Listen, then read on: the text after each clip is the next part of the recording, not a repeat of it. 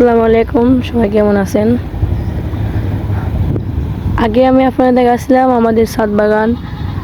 আজকে আমি আপনাদের দেখাবো আমাদের ছাদ বাগানে অনেক অনেক গাছে ফলন আসা শুরু করছে, সেগুলো আপনাদের আমি দেখাবো। তো এই যে পাশে দেখেন সরিষা, আপনাদের আমি আগে সরিষা অনেক দেখাইছিলাম। তো এই যে সরিষার ফুল আসছে, এই যে সরিষার ফুল আসছে, এখানে অনেক সরিষা আছে। আবার এই যে সার মাটির অভাবে আবার গাছগুলো মরে আছে, একলতে পাতা শুকিয়ে আছে, পাতা পড়ে আসছে এরকম। তারপরে যে এগুলো হচ্ছে পেঁয়াজ গাছগুলো কিনে লাগানো হয়েছে।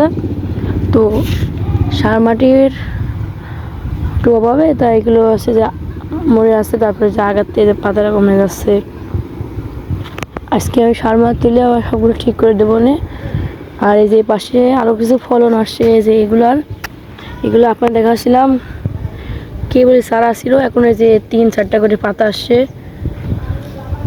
এই যে পরপর 5টা গাছে 6টা গাছে আমি দেখাচ্ছিলাম ভেন্ডি লাগানো হয়েছে। সবগুলোরই ফলন আসছে। ফলন বলতে পাতা বেরিয়েছে, নতুন কচি পাতা। তারপরে এই যে পাশে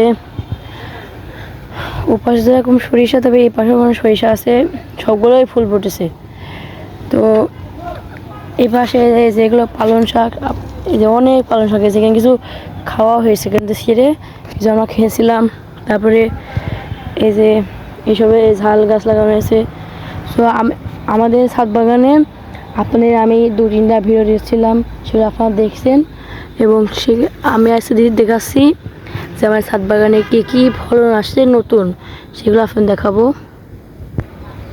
আর এই যে এগুলো লাল শাক, এই যে এই গাছগুলো, এই যে এগুলোর মতন ছোটো ছিল, এখন এই যে বড় হয়েছে। কিন্তু এই যে এখানে মাটিতে পুষ্টি কম, তো এই জন্যে শাকগুলো ভালোভাবে বেরোয়নি বলতে বেড়েছে ঠিক আছে, কিন্তু বড় হয়নি, বেড়ে ওঠেনি। তো এগুলো সার মাটি দিলে আল্লাহর রহমতে অনেক বড় হয়ে যাবে। তারপরে এই যে এগুলো কুমড়া গাছ, এই কুমড়া গাছে অনেক বড় বড় পাতা আসছে, আল্লাহর রহমতে কোনো পোকা লাগে নাই। এই যে কিছু ধনেপাতা লাগিয়ে দিয়েছি, মানে ধনেপাতা লাগাইছি মানে বীজ দিয়েছি। এই যে এসব মাটি একটু ভালো ছিল, তো এই জন্যে মানে তাড়াতাড়ি এসব চারা বেরিয়ে গেছে।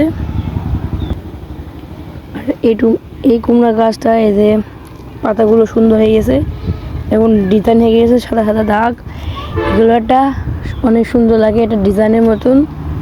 তারপরে এই যে টমেটো গাছ, এই যে আমাদের মূল ভিডিও এই গাছটার জন্যই। এই যে এই গাছটা এই যে মাশাআল্লাহ এই যে টমেটো বেরোচ্ছে একটা, যেটা টমেটো। তারপরে এই যে অনেক টমেটো বেরোচ্ছে, এই যে এখনও জালি আছে। তারপর আরেকটা দেখাবো, সেটা হলো আলু গাছ। চলেন দেখাচ্ছে সেখানে, এটা বস্তায় লাগানো আছে টমেটো গাছ।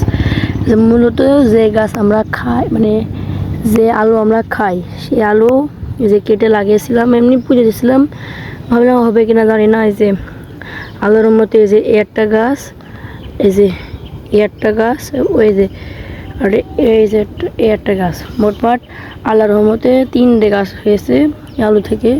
মানে 3টা টুকরা লাগিয়েছিলাম, 3টা বেড়েছে। এই যে এইসব পাতাগুলো অনেক বড় বড় হয়ে গেছে। তারপরে এই যে আমি এগুলো দেখাইছিলাম, এই যে বেগুন গাছ।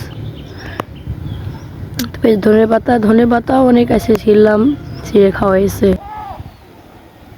তো আজকের ভিডিও এই পর্যন্তই, সবাই ভালো থাকবেন।